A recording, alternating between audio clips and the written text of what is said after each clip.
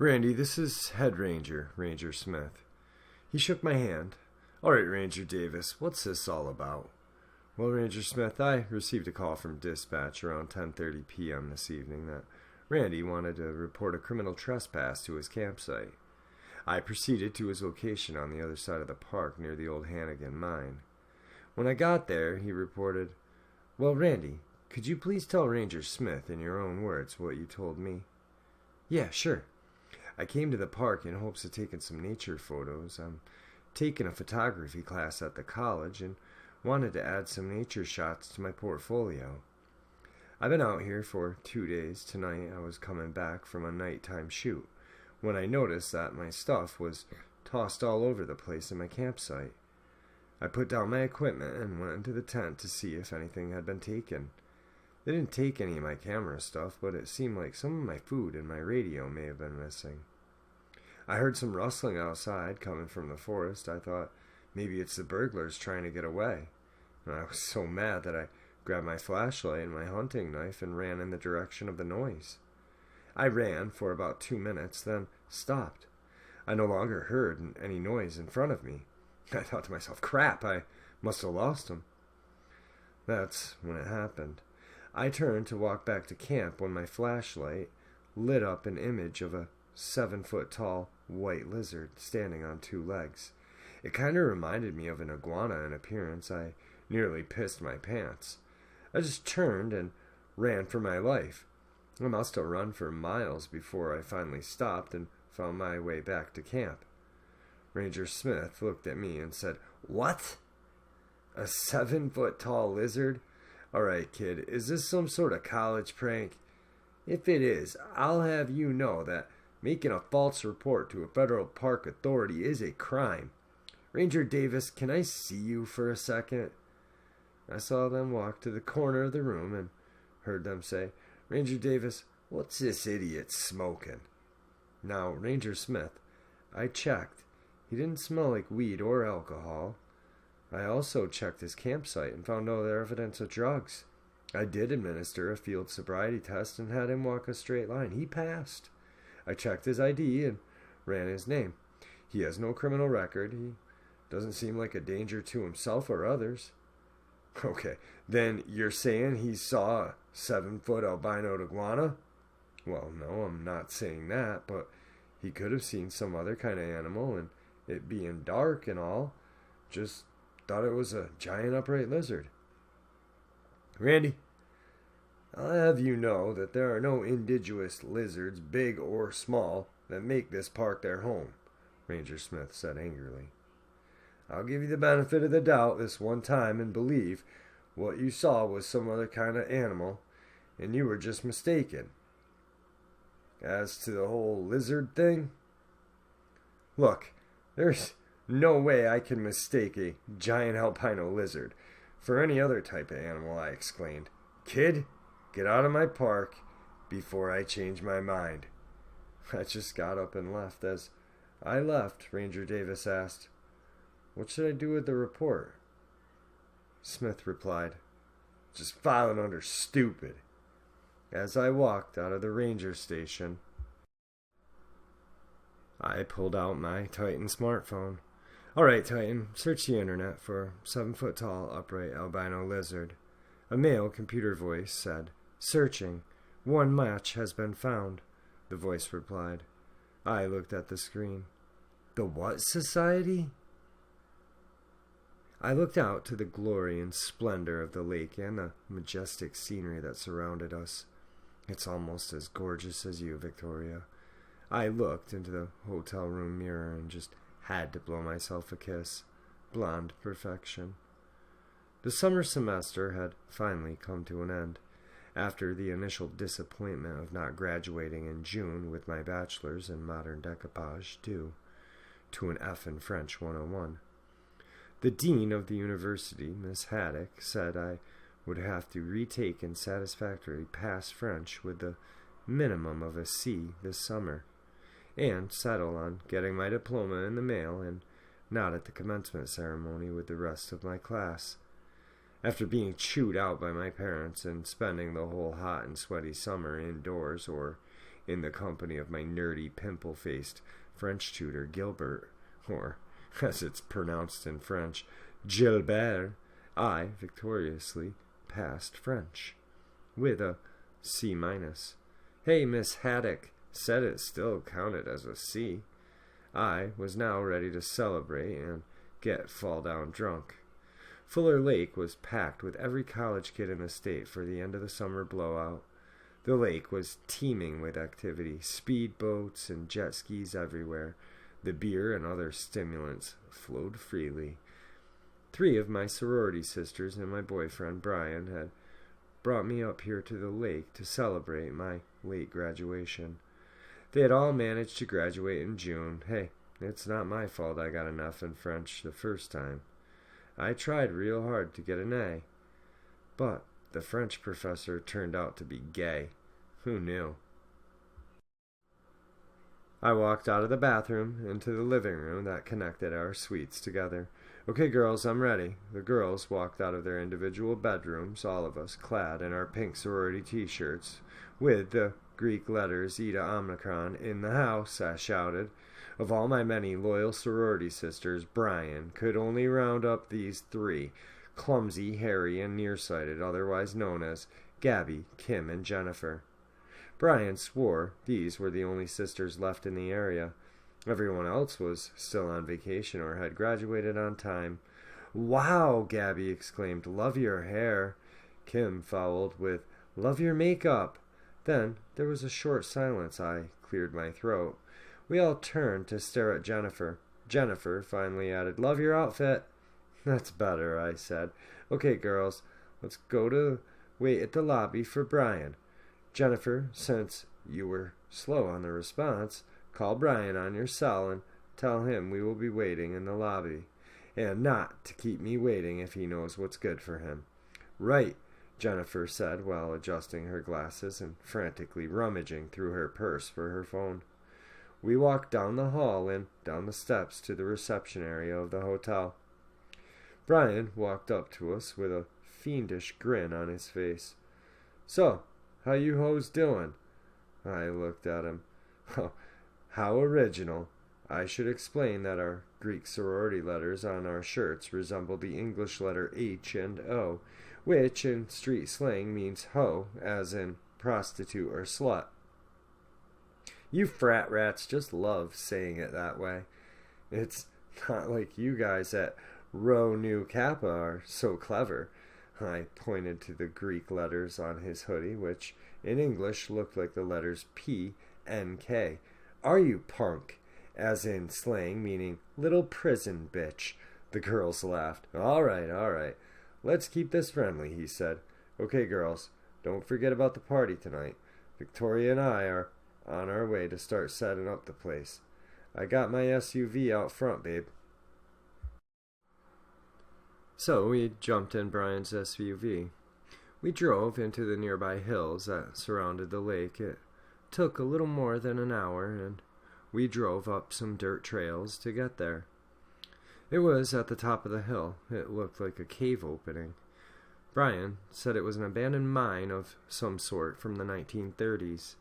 It had been abandoned for many years and didn't even appear on any new maps of the area, just the older ones. Is it safe? I asked as I peeked into the dark opening. Sure it is, solid as a rock, trust me. I was a civil engineering major, remember? We're going to have the party out here anyway, not in the mine. Brian began to unpack the supplies we had brought for the cookout. We set up the barbecue grill and put drinks on ice. I pulled out my beach towel and collapsed from exhaustion. Brian soon joined me. Man, I'm tired. My friend Greg and the guys are going to bring the rest of the party supplies later. They should be here in 2 hours. It's so hot out here, Brian said. Hey, you want to go in the mine? It's a lot cooler in there. I looked at the mine and said, why not? I grabbed my towel and Brian grabbed his backpack, and we ventured into the entrance of the mine. As soon as I stepped into the mine, I immediately felt the cool air. Wow, it's 10 degrees cooler in here, Brian replied. It's a great place to wait for the sun to go down. How did you find this place? My engineering professor told us about this old mine last year and said it was a good example of how mines were constructed. I came up here in June to check it out. The shaft runs down deep into the heart of the mountain. I've only traveled down about 10 feet. It gets pitch black very quick down there, and you need a strong flashlight or a lantern. I am also not sure how stable the rest of the mine is. I've seen a few bats around this cave, so be on the lookout. Let's go further down, I said. Wouldn't it be great if we found gold or diamonds? We have time. Please, can we go? Brian smiled. Okay, I think I have a flashlight in my car. Wait here, I'll be right back. Wow, it's like dark, really dark down here. You also said something about bats, I said reluctantly. Don't tell me you're scared already, babe, Brian looked at me. We are still by the entrance of the mine. It gets a lot darker and creepier the further we go. The further we go down, the less natural light we are going to see, till the only light we will have is this artificial light of the flashlight. Are you sure you're up for this? We don't have to do this, he said. I composed myself and said, okay, yes. I lost my head a little bit, but I'm fine. Let's go. Don't worry, babe. I also brought this along. Brian pulled out a gun. This is my old grandfather's service revolver from the Korean War. Don't worry, I know how to use it. He turned on the flashlight. Stick close to me and watch where you're stepping. Brian turned to me and said sternly. We slowly and carefully made our way down the mine shaft. We saw a lot of old support beams covered in cobwebs and what looked like railroad tracks going down the center of the mine. Brian said the track would help bring up the ore they mined on wheeled carts. Brian was right when he said it would get pitch dark down here without any natural light. We ran into a smaller shaft that branched off from the main shaft. Brian said it looked small and crude, as if it was never fully completed. He said it might not be stable. Brian rubbed his chin and said it almost looks like they used primitive hand tools or something to dig this portion of the mine. He told me to take a few pictures of the interior of the smaller mine shaft with my phone, which he thought was interesting. Then we ventured on. We found a spot where the portion of the track had been removed. I said, I'm tired. Let's rest for a moment. Sounds like a good idea, Brian agreed. I put down my beach towel and Brian pulled out a couple of bottled waters from his backpack and handed me one. So, are you and your mom still headed to Europe for the month? Or is your dad still adamant about getting a job? Daddy was pushing me to get a job right after graduating, but Mother insisted that she wanted to show me off to her German cousins. He eventually gave in. I really think he would gladly welcome getting rid of my mother for a whole month. It frees him up to be with his girlfriend. He's such an ass.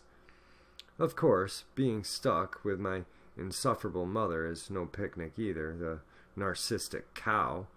I hope she doesn't have something gross planned, like marrying me off to one of my German cousins. Brian laughed as he took a sip of water. So, what do your parents have planned for you? I said. My dad got me a paid internship for the summer with his friend's architectural firm. Well, it's close to civil engineering and construction. It's not my field. My uncle says he has a connection at the Department of Defense and can get me into the Army Engineering Corps as an officer. I would have to leave in September to go to officer candidate school. You know, boot camp. You a military officer? I laughed. Won't that interfere with your daily pot smoking? Haha, very funny, he said. I'm actually considering it. I know it's a 4-year commitment, but they pay me, house me, and provide me free medical and dental benefits. My uncle says that I'm more employable because I will have actual experience as an engineer and a leader. Your uncle sounds like a army recruiting commercial. He laughed. Babe, it's not like you're going to be around for a month. They say I'll be home in time for the holidays. My uncle says women love a man in uniform. He gave me one of his fiendish little grins. I stared at him. Oh, really? You're spoken for. Remember that, G.I. Joe.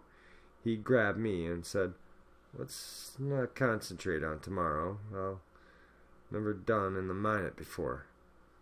Brian was putting on his shirt. Better get dressed quick, babe, and out of here. The gang should be arriving soon. I pulled out my phone and started to take pictures of the mine. I probably will never get an opportunity like this again. Come on, Brian, sit down next to me.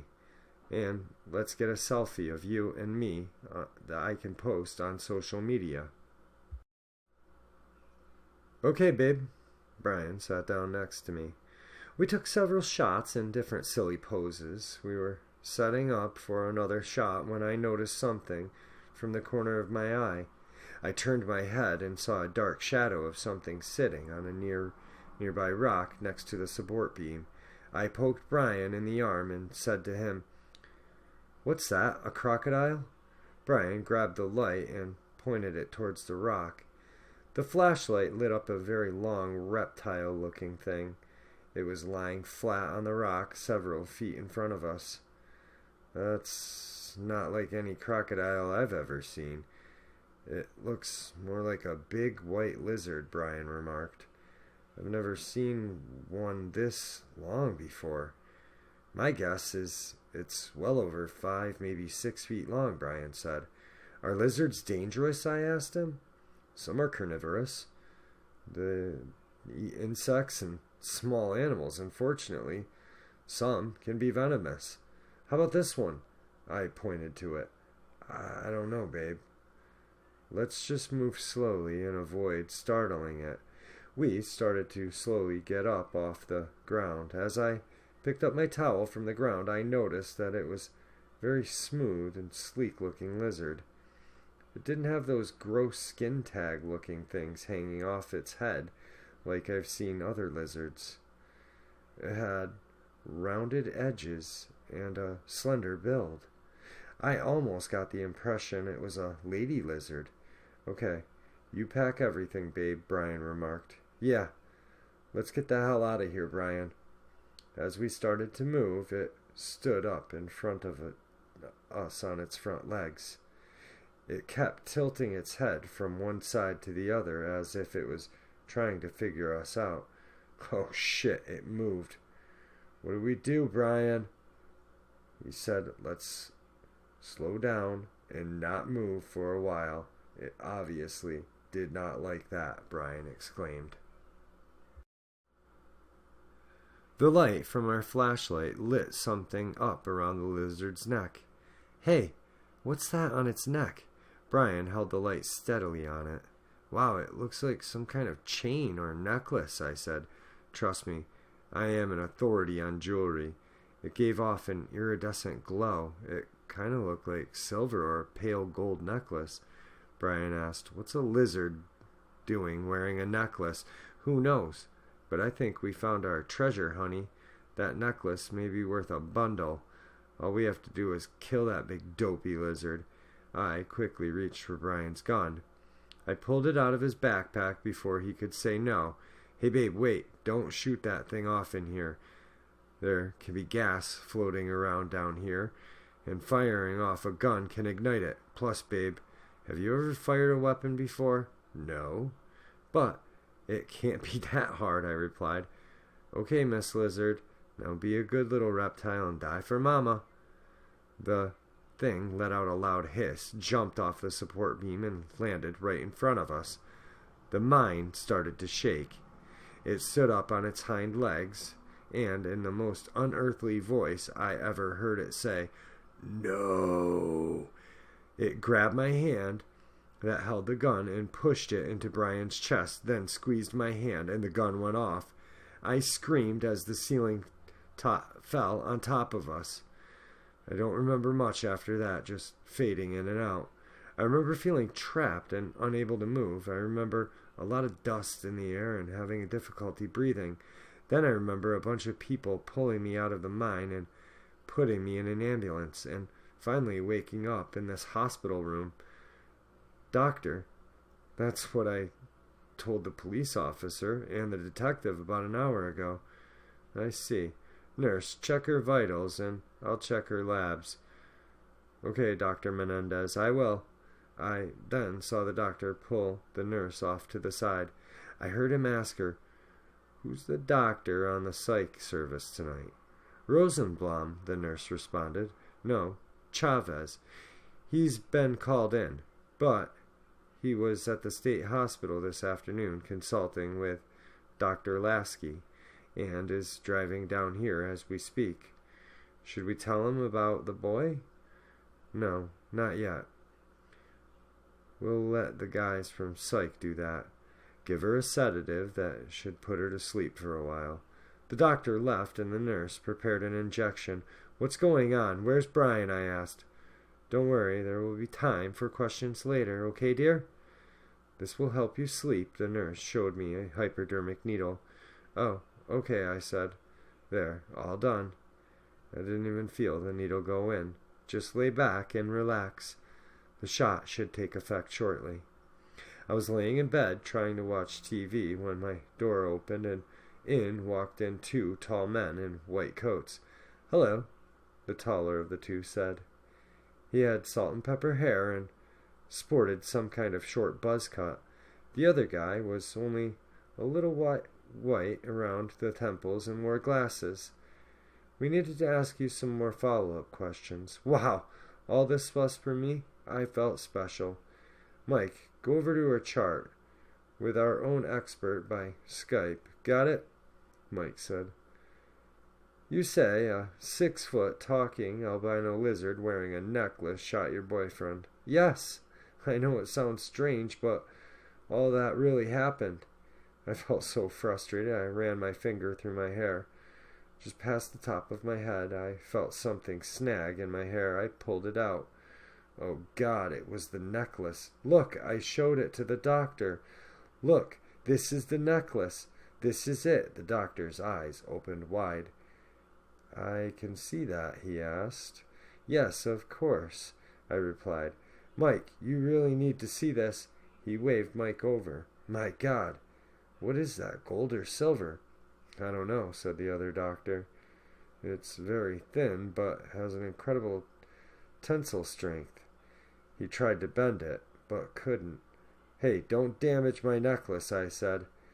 "It is mine after all, isn't it?" "Yes, of course it is," the doctor said. "What did Nurse Maggie have to say about her chart?" the tall doctor asked Mike. "She says,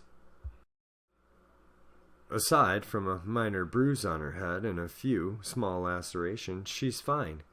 I then heard a cracking sound, then a voice coming over the speaker. "Colonel, we got a problem at Randy's apartment. Over." The tall doctor pulled a small yellow and black walkie-talkie from his coat pocket. "What's happened?" "I just spotted 5 guys pull up in a car we had under surveillance. I think they're about to make their move and nab him." "Christ, how far away is backup?" "They're at least 4 hours away." "Okay, do what you gotta do." "We are on our way. Colonel out." What's that all about? I was confused and starting to feel lightheaded. "Victoria, we need to take your necklace and show the police." "We'll be right back." Oh, okay. Thank you, Dr. Colonel." He stopped and looked at me for a second. "Oh, yeah, sure." I heard him say one last thing as he left. "Reverend, Mike and I are exiting the building." I was in the car when my mobile phone rang. I grabbed it and pulled the phone to my ear. "Wilson here." "Yes." "I'm in the hospital parking lot."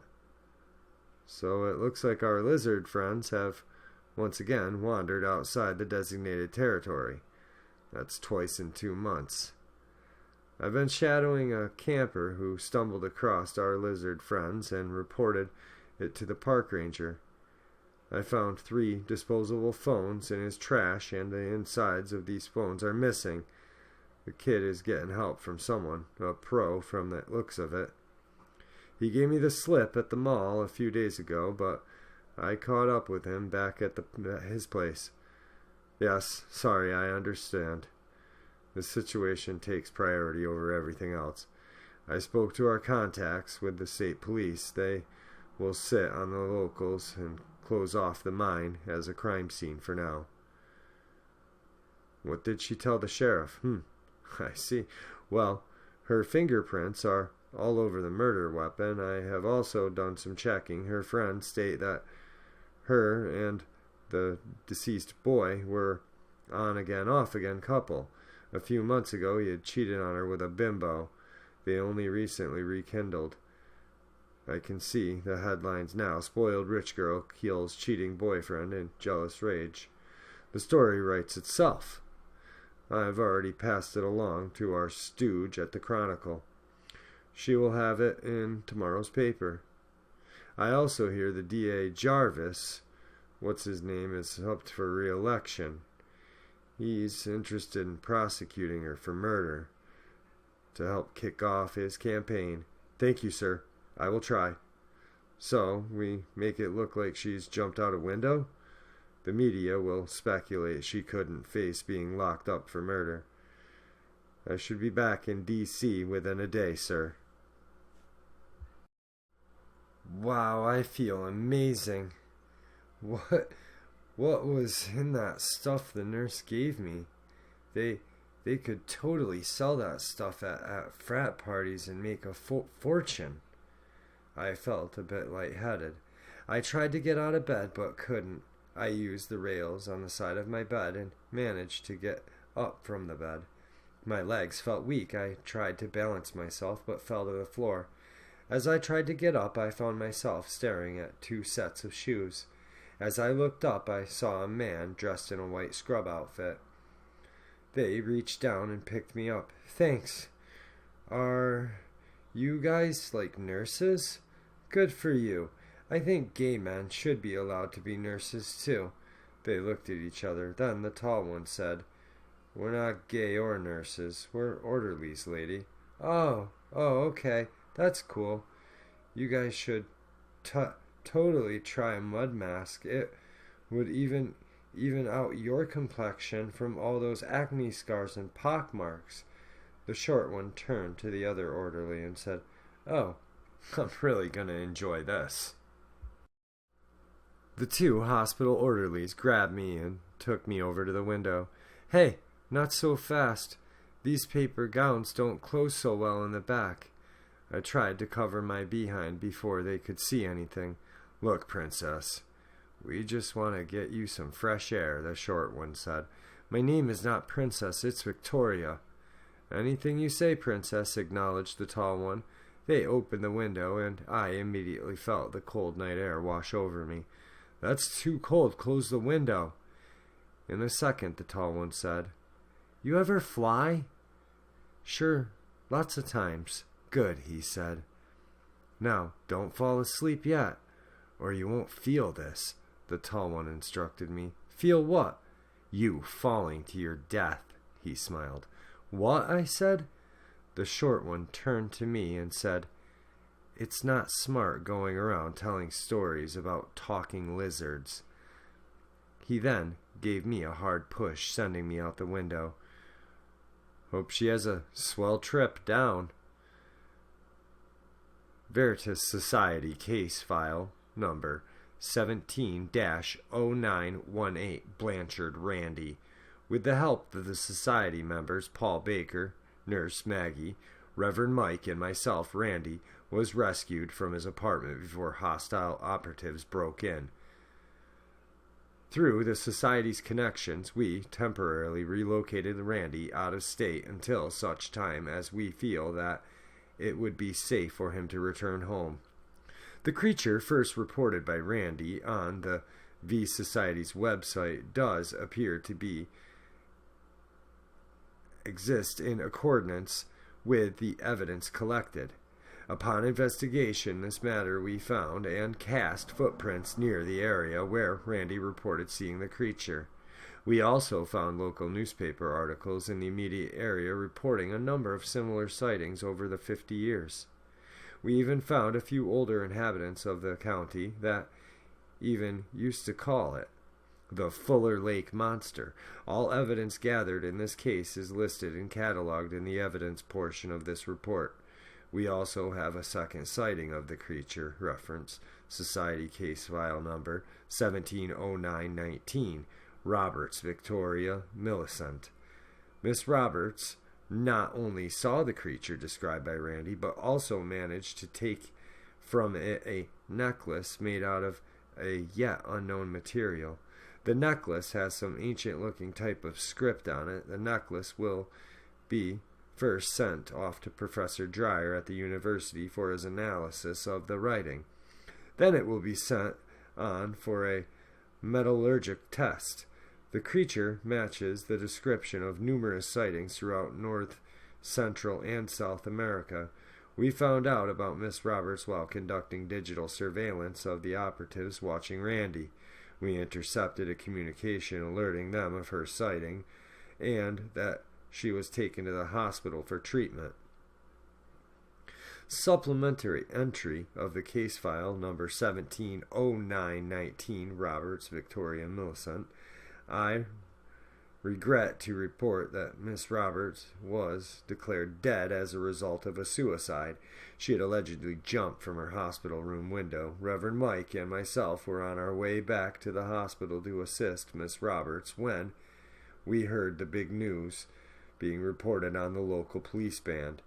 It was obvious from the circumstances surrounding both cases that she was silenced to cover up her encounter and then framed for the murder of her boyfriend.